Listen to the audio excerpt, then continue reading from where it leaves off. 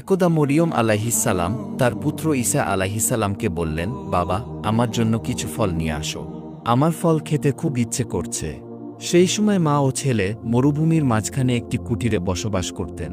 মায়ের আদেশে হজরত ঈসা আলাইহিসসালাম ফল আনতে চলে গেলেন। অন্যদিকে মরিয়ম আলাইহিসসালাম গৃহে সম্পূর্ণ একা ছিলেন। এমন সময় হঠাৎ তার কাছে মালাকুল মাউত হজরত আজরাইল আলাইহিসসালাম এসে উপস্থিত হলেন।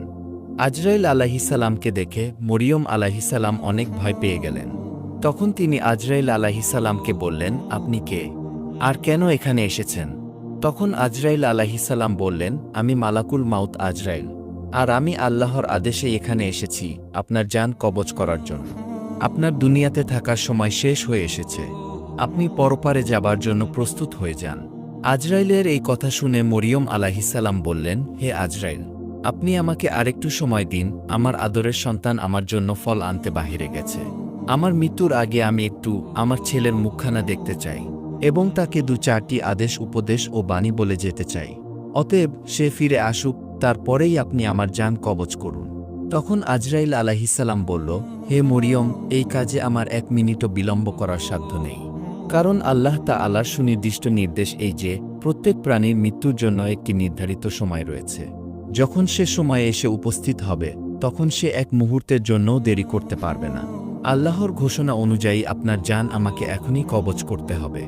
আজরাইলের এরকম কথা শুনে হজরত মরিয়ম আলাইহিসসালাম বললেন, আমি মৃত্যুকে ভয় করি না। আমি আল্লাহর অবাধ্য নই। কিন্তু আমার মনের দুঃখ এই যে মৃত্যুর আগে আমার আদরের সন্তানকে কিছু বলে যেতে পারলাম না। যাই হোক, আল্লাহ যা করেন ভালোর জন্যই করেন। অতঃপর আজরাইল আলাইহিসসালাম হজরত মরিয়ম আলাইহিসসালামের জান কবজ করে আল্লাহর কাছে চলে গেল, আর তার প্রাণহীন দেহটি মাটিতে পড়ে রইল। কিছুক্ষণ পর হজরত ঈসা আলাইহিসসালাম মায়ের জন্য ফল হাতে নিয়ে কুটিরে ফিরলেন এবং দেখতে পেলেন তার মাতা কুটিরের সামনে পড়ে আছেন।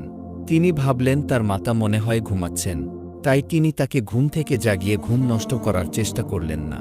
কিন্তু হজরত ঈসা আলাইহিওয়াসাল্লাম যখন দেখতে পেলেন অনেকক্ষণ হয়ে গেল মা ঘুম থেকে উঠছেন না, তখন তিনি তাকে ডাকতে গিয়ে দেখলেন যে তার দেহের পবিত্র রূহ পরপারে চলে গেছে। মায়ের এমন মৃত্যুতে তিনি অনেক দুঃখিত হয়ে গেলেন। তিনি মায়ের জন্য দুঃখে কাঁদতে লাগলেন। হজরত ঈসা আলাইহিসসালামের কান্নায় বনের সকল পশু পাখিও কেঁদে ব্যাকুল হয়ে পড়ল। এইভাবে কান্না করতে করতে এক পর্যায়ে তিনি মনস্থ করলেন যে মায়ের দাফন কার্য শুরু করা দরকার। কিন্তু তারা এমন এক জায়গায় বসবাস করত যেখানে অন্য কোনো লোকজনের বসবাস ছিল না। তখন হজরত ঈসা আলাইহি ওয়াসাল্লাম লোকজন খোঁজাখুঁজির জন্য চলে গেলেন অন্য একটি গ্রামে। তারপর কিছুক্ষণ হাঁটতে হাঁটতে কয়েকজন লোকের সাথে তার